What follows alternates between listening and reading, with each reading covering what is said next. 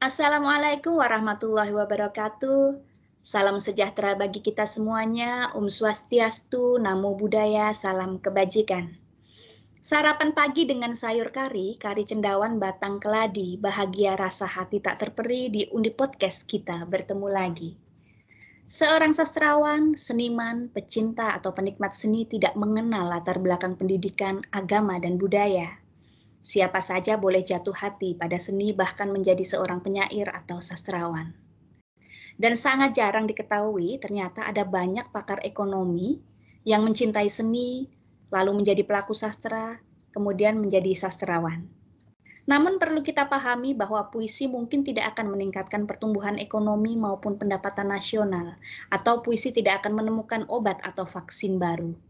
Namun pada kenyataannya, kelembutan puisi mampu menyentuh batin manusia, membangun empati, membangun semangat, dan membuka paradigma, sehingga manusia bisa berkarya untuk membangun perubahan sosial, bahkan peradaban.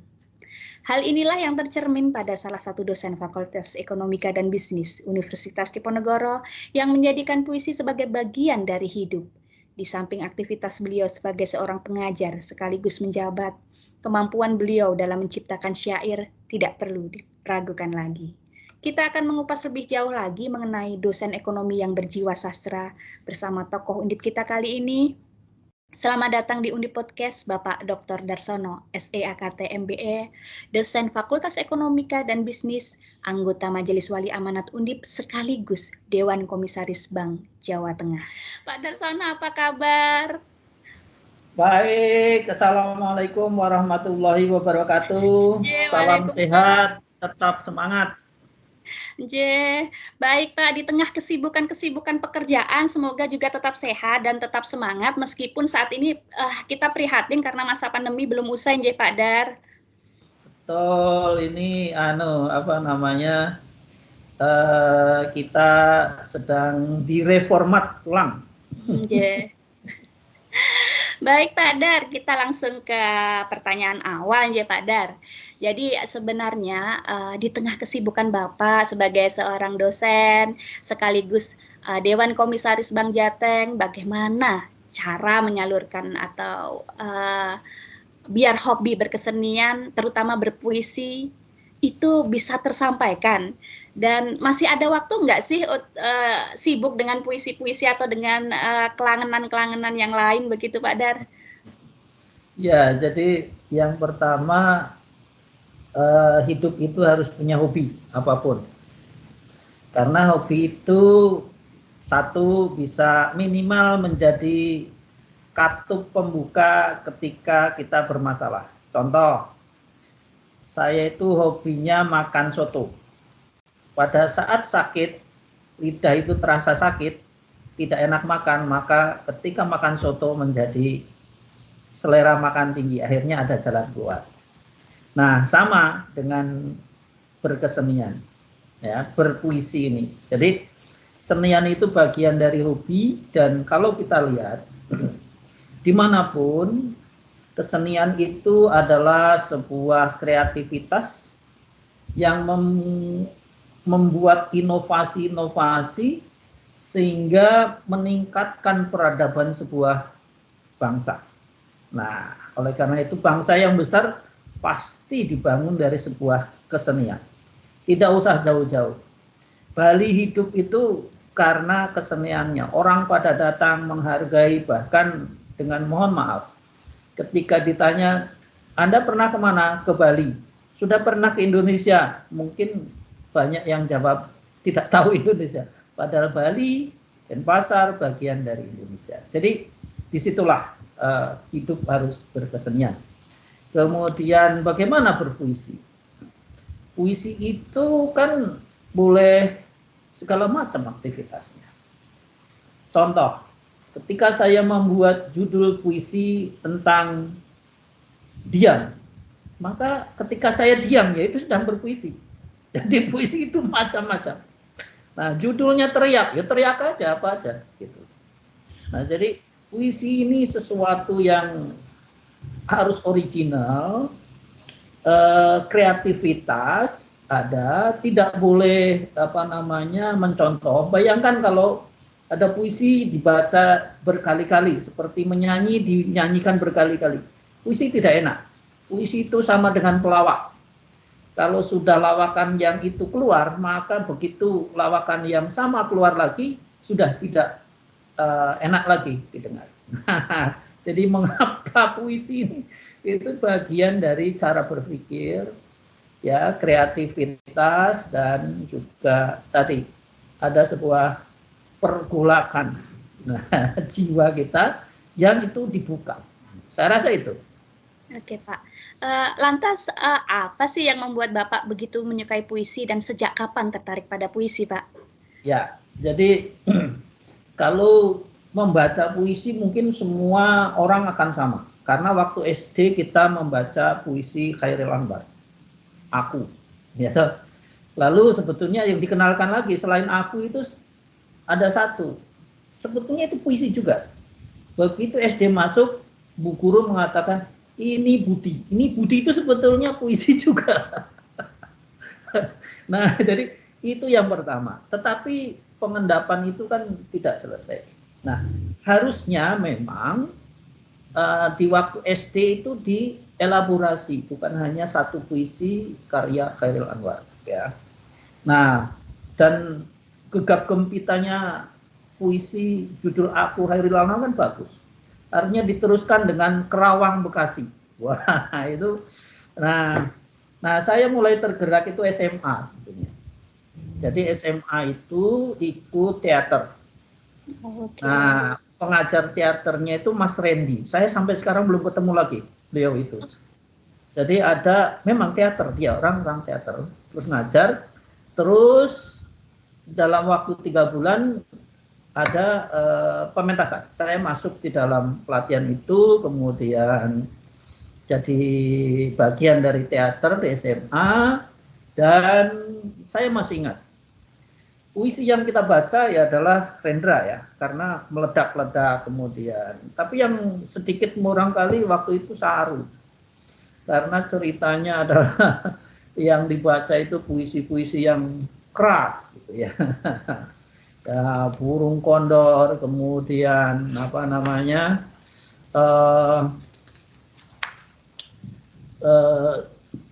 doa di Jakarta, kemudian macam-macam ya, macam-macam yang kemudian itu menjadi satu yang paling menarik barangkali Sajak Orang Lapar ya. Karena anak-anak itu kan gitu ya. Terus kemudian dari situlah waktu kuliah juga tidak terlalu banyak saya ikut, tetapi menjadi dosen kemudian saya menjadi pembimbing teater, Bui. Nah, sempat menjadi ya pembina lah begitu ya, membina, kemudian ikut mendampingi pentas-pentas ya, dan secara diam-diam ya saya nulis puisi kecil-kecilan, kemudian membaca, nah sampai sekarang. Itu aja. Iya, jadi ini Pak, saya kembali mengenang dulu Undip Berpuisi itu lahir juga dari ide Bapak juga ya Pak. Semoga nanti ke depan Undip Berpuisi akan berjalan kembali karena itu juga bagian yang menyemarakkan kampus kita. Saya pikir begitu ya Pak Dar ya. Iya, jadi begini, kampus itu kan pusat peradaban yang maju. Nah, puisi itu adalah eksplorasi dan ekspresi dari sebuah pemikiran, kritik, kegalauan, jadi harus diungkapkan. Jadi kemudian waktu itu juga ada pementasan apa ya, simfoni ya, orkestra. Itu harus ada gitu. Jadi di sebuah negara itu harus ada parameter kemajuan di bidang kesenian itu orkestra. Jadi kalau negara nggak punya orkestra itu negara yang terbelakang. Itu tolak ukur. Nah, menurut saya kesenian ini, puisi, teater itu ungkapan-ungkapan yang mungkin tidak banyak orang yang terlibat, tidak banyak orang yang penonton, tapi itu tidak penting. Yang penting makna, kemudian elaborasi, menunjukkan eksistensi, bahwa Undip memiliki kemajuan peradaban melalui seni-seninya. Itu penting. Iya, luar biasa sekali ide ini. Semoga kita juga semua juga berharap baik Undi berpuisi maupun kesenian-kesenian lain tetap tumbuh di kampus kita, Nj Padar. Iya, jadi Selanjutnya, waktu itu kan ya. selain kesenian juga pembacaan apa itu sejarah Diponegoro ya. Oke, ya. Apa itu namanya? Bukan apa? Pantun Babat, apa? Babat Diponegoro bukan Pak? Iya, Babat Diponegoro dalam bentuk rangkaian apa ya? Puisi apa ya waktu itu ya? Iya. Iya, itu kan di era-era kita itu kalau nggak muncul ide-ide seperti itu. Ya. J. Iya, kemudian Pak, tadi Bapak juga telah menyampaikan bahwa puisi, kemudian kesenian itu sangat penting sekali.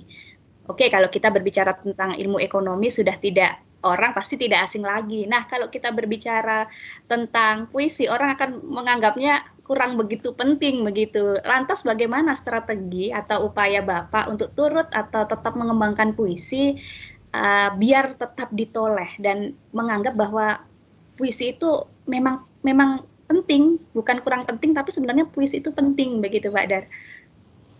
Yang pertama, para penulis puisi juga harus berani membacakan puisi di event-event yang barangkali orang kemudian, loh kok cuma puisi? Kok acara begini ada puisinya? Itu nggak apa-apa gitu, nggak apa-apa. Jadi orang pinter nyanyi segala macam, ya silahkan, tapi masukkan puisi-puisi dalam bentuk yang aneh-aneh gitu ya. 2 bait, 3 bait cukup lengkap. Faktanya ketika saya mencoba membaca itu di event apapun, kemudian loh bagus ya, kok aneh ya. Nah apalagi kalau diiringi dengan musik, settingnya bagus, mereka kaget kok. Ya, apalagi dengan penghayatan yang bagus dan lain sebagainya. Menarik, bisa menghibur, kemudian ada maknanya, ya loh. Bagaimana? Saya masih ingat menulis puisi kita Diponegoro, bukan Diponegoro, tapi kita adalah Diponegoro. Nah, bagaimana Undip sebagai warga Undip sebagai trah Diponegoro menjiwai jiwa Diponegoro menjadi kita. Itu puisi gitu loh. Kita tulis dalam puisi, sebuah kesadaran untuk itu. Jadi, nah ini yang harus dimulai dari SD, SMP barangkali harus terus. Bukan hanya itu, tapi berkesenian yang murah gitu ya. Orang kemudian bisa nulis scratch di kertas manapun, kemudian diungkapkan. Menarik kok untuk kritik, untuk pemahaman baru, dan banyak pemahaman yang salah kemudian diluruskan dengan puisi. Sehingga puisi itu kan filsafat isinya, ya, filsafat. Sehingga dan negara yang berfilsafat, banyak orang filsafat mungkin itu ketemu saripati kehidupannya, sehingga dia akan ada satu pergolakan menjadi lebih maju. Caranya itu. Oke. Tadi Bapak juga sudah menjelaskan ada beberapa puisi favorit, salah satunya tadi ada Khairil ya Pak. Lantas ada penyair-penyair lain lagi Pak yang mungkin dari luar negeri maupun dalam negeri yang menjadi favorit Bapak, dan ada kisah apa di balik puisi yang menjadi pilihan favorit Bapak itu? Mungkin kita mengenang-enang sedikit gitu.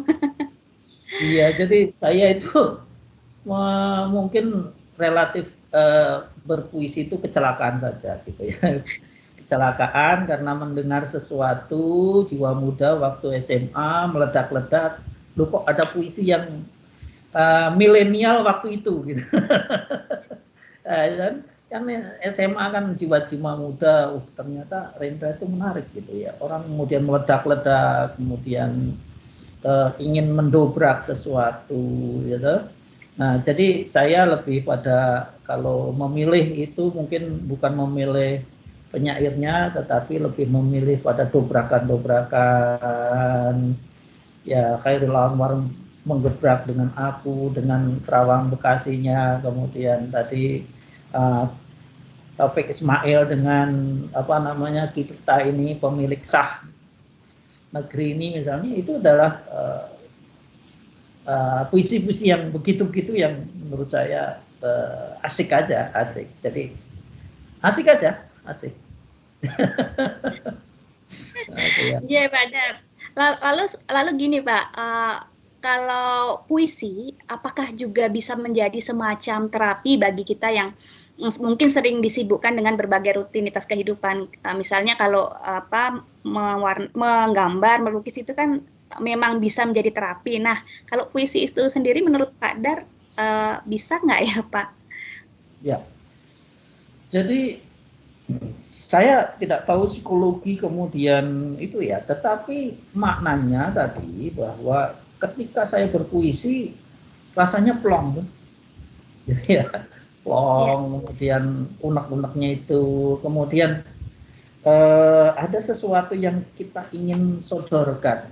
Ya, contoh, saya menulis kemarin puisi tentang sajak kecil buat guru yang besar.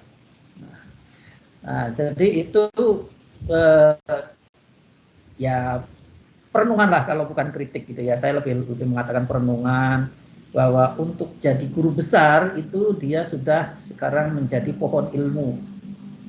Artinya pohon ilmu itu adalah dulu ditanam waktu mau menjadi guru besar, dia harus bersih dari upaya-upaya plagiarisme segala macam.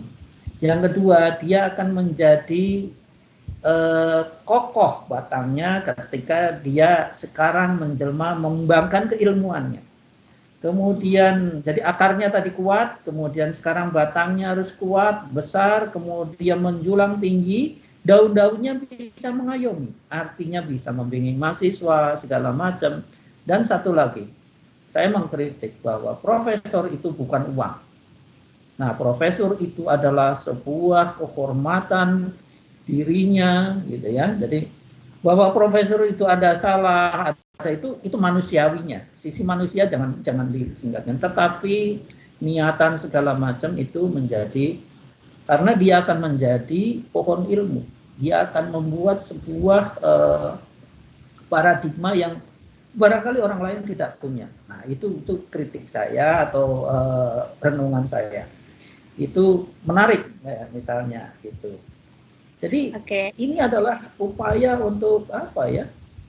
Terapi buat saya.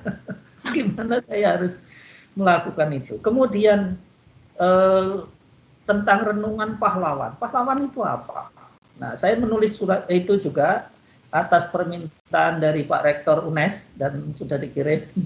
Nah, pahlawan itu apa sih? Apakah yang kalau meninggal ditembak di salvo karena dia punya, itu ternyata bukan.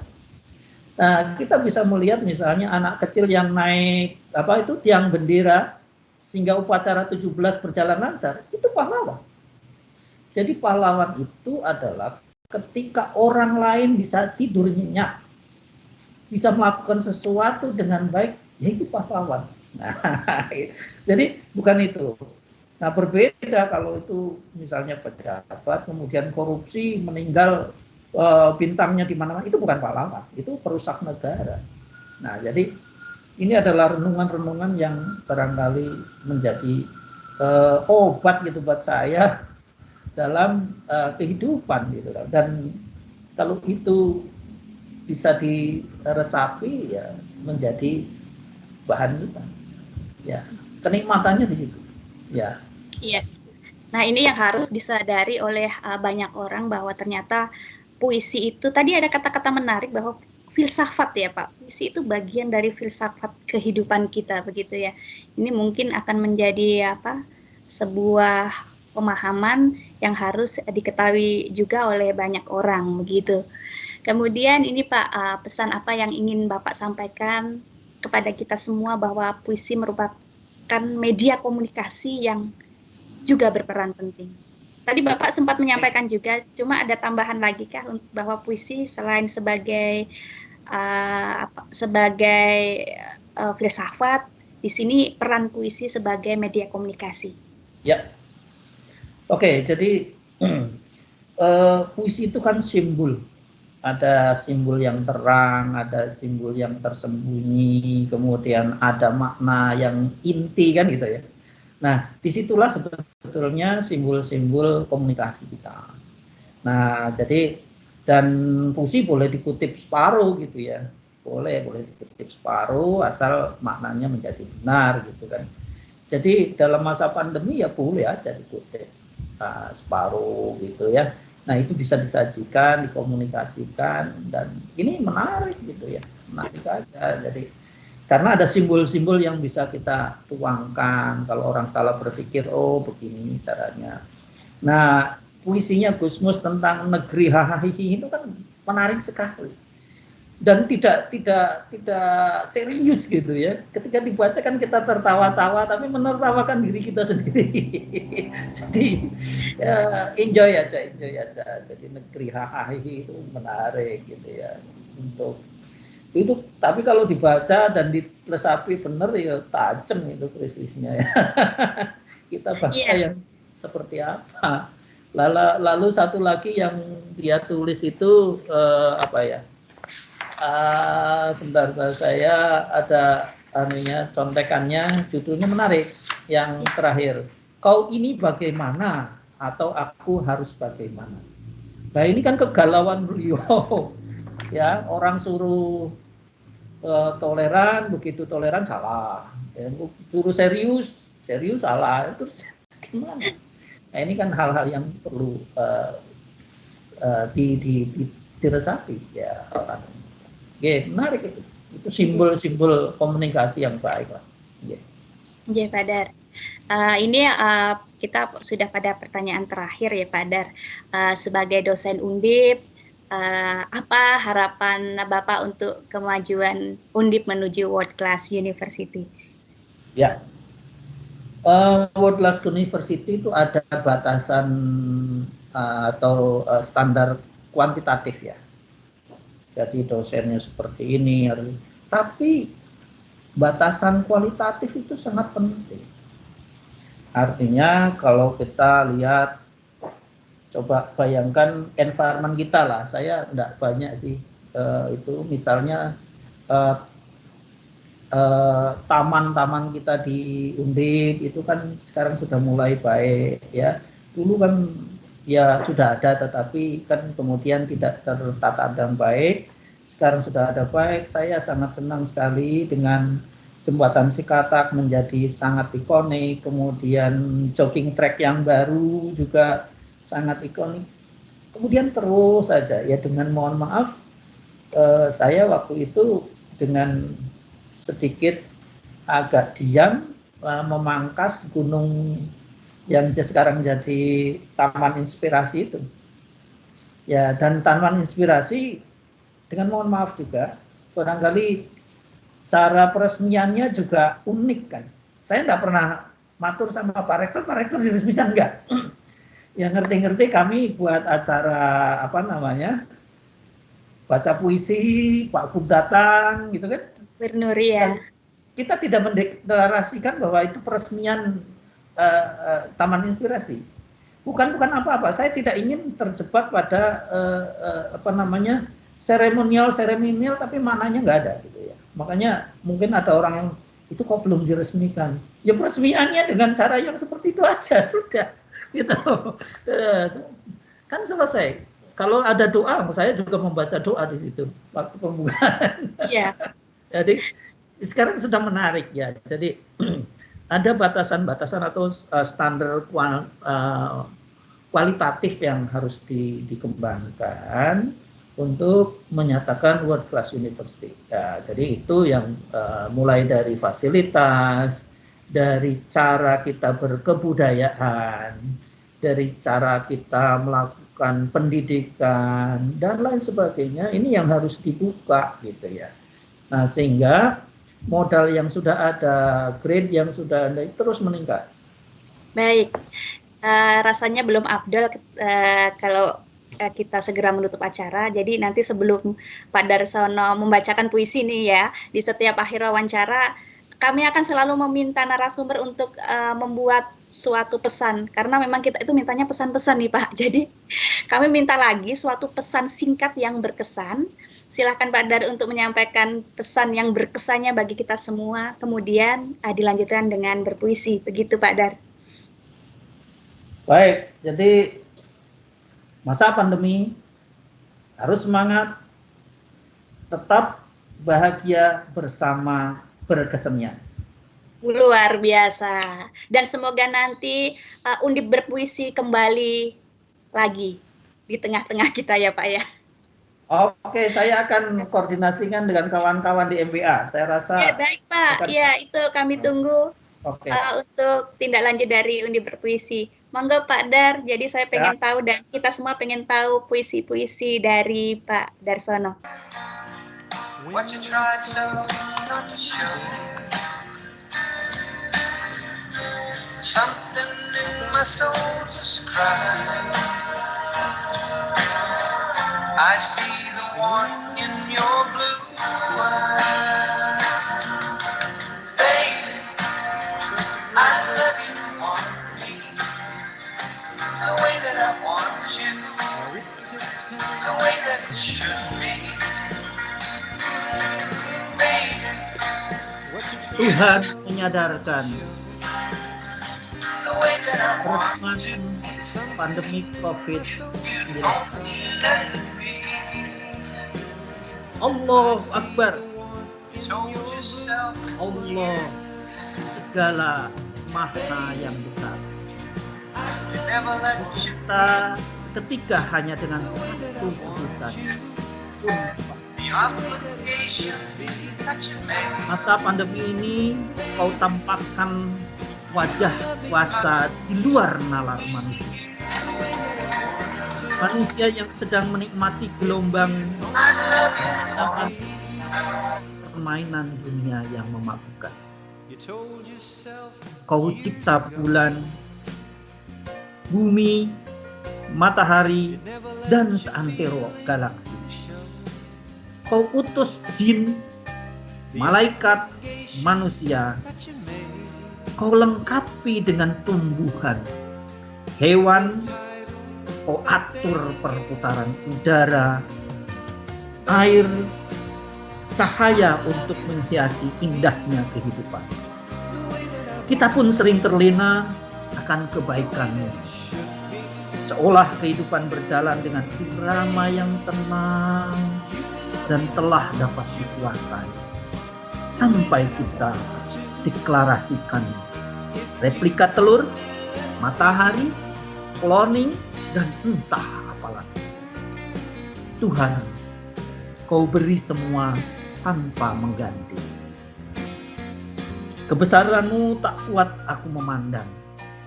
Besar bagaikan membayangkan ukuran bumi, bulan, matahari.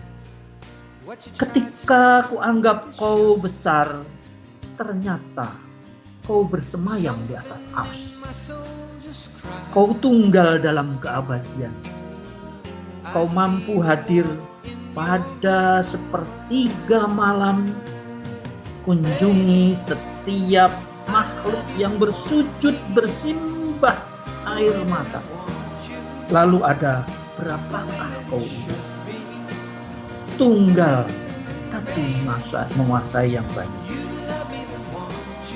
Virus generasi kedua, penyumbat napas, kau juga yang mulia.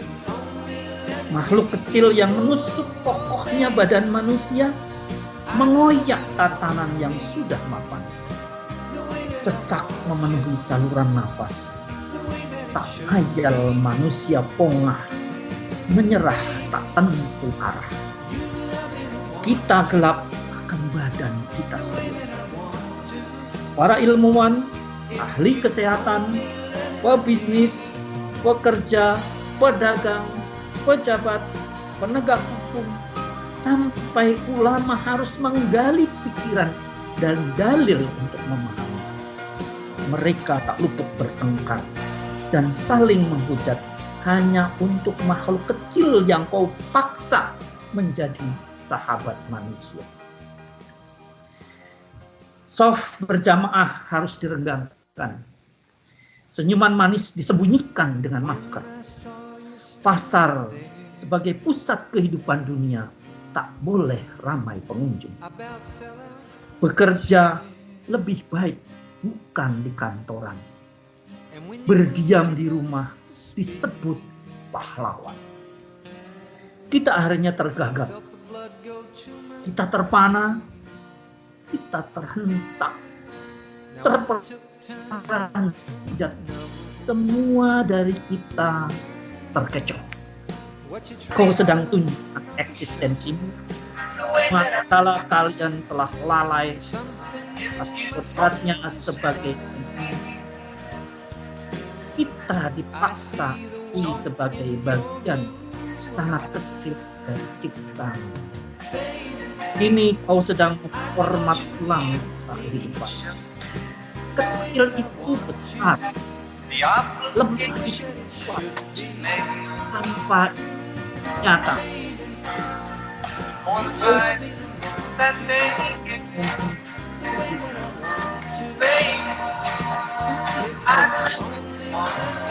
Kau ada berawal dari tunggal rambah pada yang tadi.